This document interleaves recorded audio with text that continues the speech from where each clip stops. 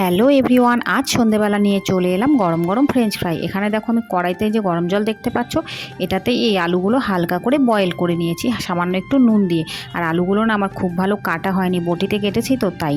তো চলো, কিছু করার নেই। আর এখানে দেখো এবার আমি কর্নফ্লাওয়ার দিয়ে দিয়েছি আলুটাতে। তোমরা চাইলে ময়দাও দিতে পারো, আমার কাছে কর্নফ্লাওয়ার ছিল তাই আমি কর্নফ্লাওয়ারটা দিয়ে দিয়েছি।